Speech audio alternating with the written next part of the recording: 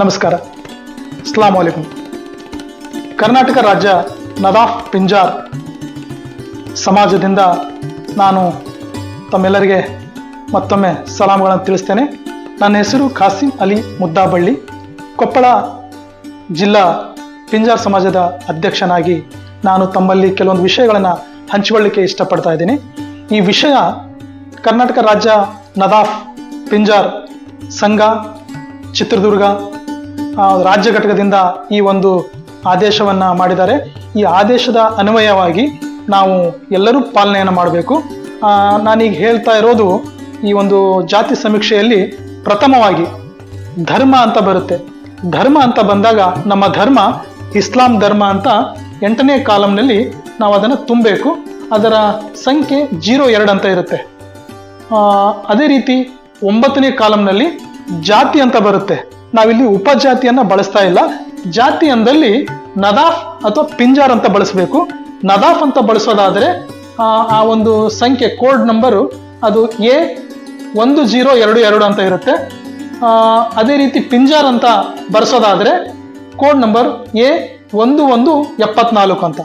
ನದಾಫ್ ಅಂದರೆ 1022, A1022.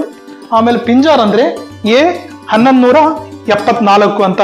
ದಯವಿಟ್ಟು ಇದನ್ನು ಸರಿಯಾಗಿ ತಾವು ನಮೂದಿಸಬೇಕು. ಅದೇ ರೀತಿ 10 ಮತ್ತು 11ನೇ ಕಾಲಮನ್ನು ನಾವು ಖಾಲಿ ಬಿಡಬೇಕಾಗತ್ತೆ. ಅಲ್ಲಿ ಏನು ಬರೆಸಬೇಡಿ, ಅದನ್ನು ಖಾಲಿ ಬಿಡ್ರಿ. ಅದೇ ರೀತಿ 12ನೇ ಕಾಲಂನಲ್ಲಿ ಜಾತಿ ಪ್ರಮಾಣ ತಾವು ಪಡೆದಿದ್ದರೆ ಹೌದು ಅಂತ ಬರೆಸ್ರಿ, ಇಲ್ಲ ಅಂದರೆ ಇಲ್ಲ ಅಂತ ಬರೆಸಿ. ಅದೇ ರೀತಿ 28ನೇ ಕಾಲಂನಲ್ಲಿ ನಾವು ಈಗ ಸದ್ಯದ ಏನು ನಾವು ವ್ಯಾಪಾರ ಮಾಡ್ತಾ ಇದೀವಿ, ಉದ್ಯೋಗ ಮಾಡ್ತಾ ಇದೀವಿ, ಅದನ್ನ 28ನೇ ಕಾಲಂನಲ್ಲಿ ಪ್ರತಿಯೊಂದು ಇರುತ್ತೆ.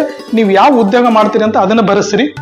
ಅದೇ ರೀತಿ 30ನೇ ಕಾಲಂನಲ್ಲಿ ನಮ್ಮ ಕುಟುಂಬದ ಅಂದರೆ ನಾವು ಕುಲಕಸಬು ಅಂತೀವಿ. ಪಿಂಜಾರರ ಕುಲಕಸಬು ಏನಂದರೆ ಹತ್ತಿ ಹಿಂಜೋದು, ಗಾದಿ ಹಾಕೋದು, ಹಗ್ಗ ಕಣ್ಣಿ ಮಾಡೋದು, ಈ ವೃತ್ತಿ ನಮ್ಮದು.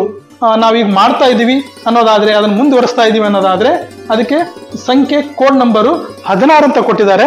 ನೀವು ಮುಂದುವರಿಸ್ತಾ ಇದ್ದಿದ್ರೆ ಅದನ್ನು ಬಳಸ್ಕೋಬಹುದು. ಹತ್ತಿ ಶುದ್ಧಿಗೊಳಿಸುವುದಾದರೆ ಕೋಡ್ ನಂಬರ್ 16 ಅಂತ ಬಳಸಿ. ಅದೇ ರೀತಿ 31ನೇ ಕಾಲಂನಲ್ಲಿ ಕುಲಕಸಬು ಮುಂದುವರಿಯುತ್ತಿದ್ದರೆ ತಾವು ಅದನ್ನು ಮುಂದುವರಿಸ್ತಾ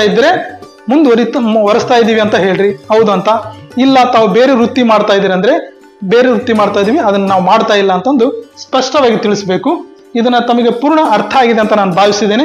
ಯಾಕಂದ್ರೆ ಸಮಾಜದ ಭವಿಷ್ಯಕ್ಕಾಗಿ ನಾವು ಇದನ್ನ ಸರಿಯಾಗಿ ಅರ್ಥ ಮಾಡಿಕೊಂಡು ರಾಜ್ಯ ಘಟಕದ ರಾಜ್ಯ ಅಧ್ಯಕ್ಷರಾಗಿರುವಂತ ಜಲೀಲ್ ಸಾಹೇಬ್ರ ಒಂದು ಆದೇಶದ ಒಂದು ಮೇರೆಗೆ ನಾವು ಇದನ್ನೆಲ್ಲ ಕರ್ನಾಟಕದಾದ್ಯಂತ ನಾವು ಇದನ್ನೆಲ್ಲ ತಿಳಿಸ್ತಾ ಇದ್ದೀವಿ. ದಯವಿಟ್ಟು ನನ್ನ ಸಮಾಜ ಬಂಧುಗಳು ಇದನ್ನ ಅರ್ಥ ಮಾಡ್ಕೋಬೇಕು.